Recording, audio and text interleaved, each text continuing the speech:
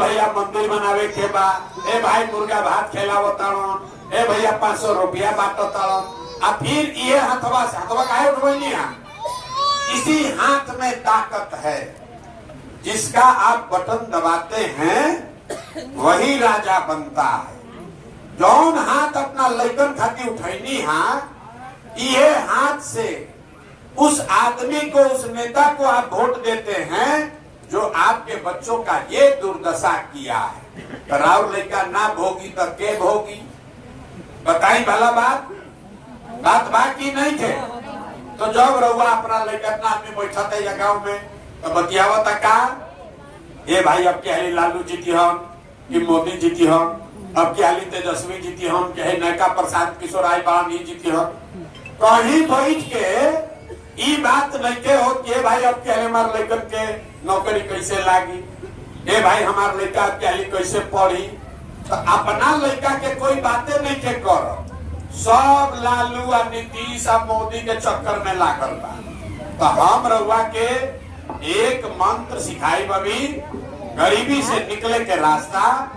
वो मंत्र बा, एक बार जीवन में संकल्प ली, जौन नेता बिहार के लुटलस, रउआ लइकन के ही दुर्दशा कर देलस, राउर लइकन के शरीर पर कपड़ा नहीं थे, रउआ घर के जवान सवान के, राउर पति के, बेटा के, भाई के बाहरी जाए पड़ता कमाए।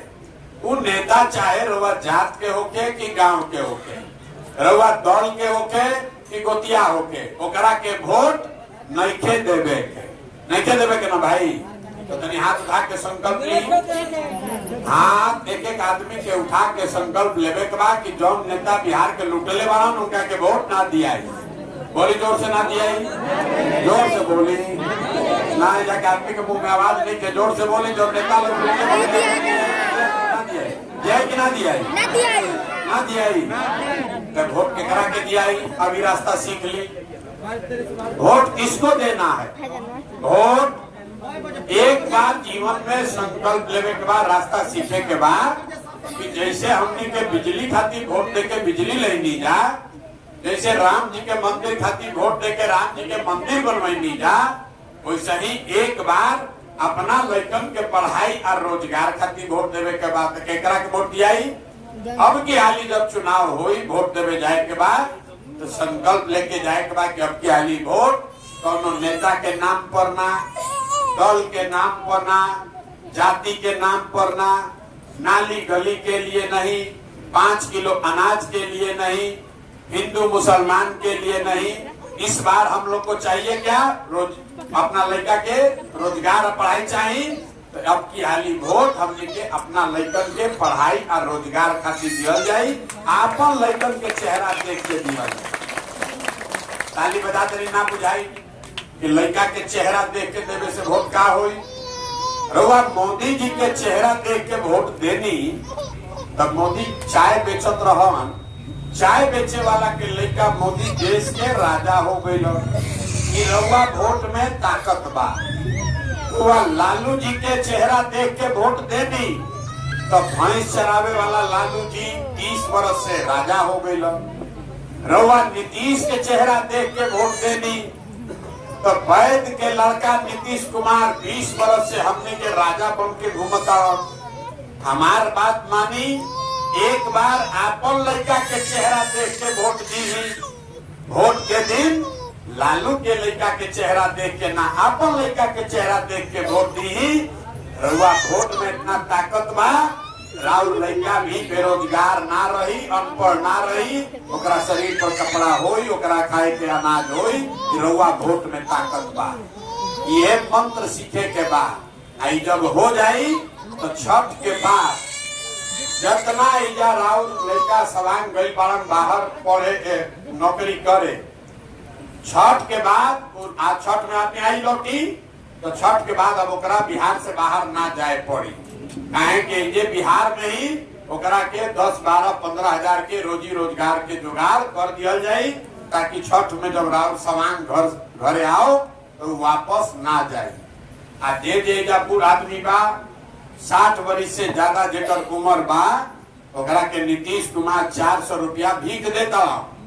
बताई रोड पर कोई बैठी आ भीख मांगी, वो 400 रुपया से ज्यादा भीख इकट्ठा कर ली। नीतीश कुमार 400 रुपया देता। अब की हाल कहता है भाई कि छठ हमने के मनावल जाई। छठ के 1 महीना के बाद जेकर जेकर उम्र 60 वर्ष बा, 60 वर्ष से ज्यादा उम्र के आदमी के 400 रुपया ना 2000 रुपया घरे घरे ओकरा पेंशन जरूर दिहल जाई, ताकि ओकरा खाए पिए दवाई के उपाय हो जाओ। और तीसर बात सबसे जरूरी, 10-12 हजार के मजदूरी से जीवन ना सुधरी, 2000 के पेंशन से जीवन भी ना सुधरी। सुधरी तब जब राउर बाल बच्चा बढ़िया पढ़ लिख कर होशियार हो। अब राउर जिंदगी ना सुधर सके, अब रउआ पढ़ के तो डॉक्टर इंजीनियर ना बन सकी, लेकिन राउर लड़का पढ़ सके लसन। ऐसे ये तय भइल कि अब की हाली जब ये जनता के राज जन सुराज बनी तो छठ के बाद गरीब का जो बच्चा है, आप अपने बच्चा को प्राइवेट स्कूल में, अंग्रेजी स्कूल में भेजिए। जेकर जेकर लड़का 15 साल से कम उम्र के बाद आपन लड़का के रुआ प्राइवेट स्कूल में भेजी। आ स्कूल के फीस सरकार के ओर से दिहल जाई, ताकि गरीब से गरीब का बच्चा भी अंग्रेजी स्कूल में पढ़ो, तबे न पढ़ी तो आगे बढ़ी। तो बताई होके चाहिए कि ना होके चाहिए। आप सब लोग सोच के बताई कि भैया हमने के नाली गली चाहिए कि हमने के अपना सामान खातिर रोजगार चाहिए। सोच के बोली, अरे बोल मेरा रोजगार चाहिए कि नाली गली चाहिए? 4 किलो अनाज चाहिए कि रोजगार चाहिए? रोजगार चाहिए ना। सबके रोजगार हो जाए तो नाली गली अपने बनवा लिया जाए, खड़ा कर लिया जाए। 10, 12, 15 हजार मिले लागो तो नाली गली खराबो मतलब तले खड़े हो जाई, काम चली, पेट भरी तो सब हो जाए। और दूसर बात, अपन जात के नेता रुआ चाहिए, आके अपना लड़कन खातिर बढ़िया पढ़ाई चाहिए। पढ़ाई चाहिए कि जात चाहिए? जात चाहिए कि पढ़ाई चाहिए? पढ़ाई चाहिए ना। तो अपन लड़कन खातिर पढ़ाई चाहिए, तो जात छोड़ी ये लड़कन के बढ़िया पढ़ाओ, ओकर साथ कर, तब न बात बनी। 400 रुपया पेंशन चाहिए कि 2000 रुपया पेंशन चाहिए? जाके मुंह के आदमी के मुंह में आवाज नहीं है। 400 पेंशन चाहिए कि 2000 पेंशन चाहिए? लालू नीतीश मोदी के राज रहे के चाहिए कि अब हटा के नया जनता के राज बने के चाहिए? भाई लालू नीतीश के राज रहे के चाहिए कि जनता के राज बने के चाहिए?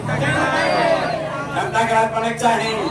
नीतीश कुमार के रखे के बाद जब के हटावे के बाद हाथ उठार के बताए, नीतीश कुमार के रखे के बाद भ्रष्ट आदमी के हटावे के बाद, रखे के बाद हटावे के बाद महिला, नीतीश कुमार के रखे के बाद हटावे के बाद, हटावे के बाद हटावे के बाद न, तो लालू जी के में बात एक लालू जी के जंगल राज लावे के बाद, लालू जी के ललटेन वाला राज चाहिए।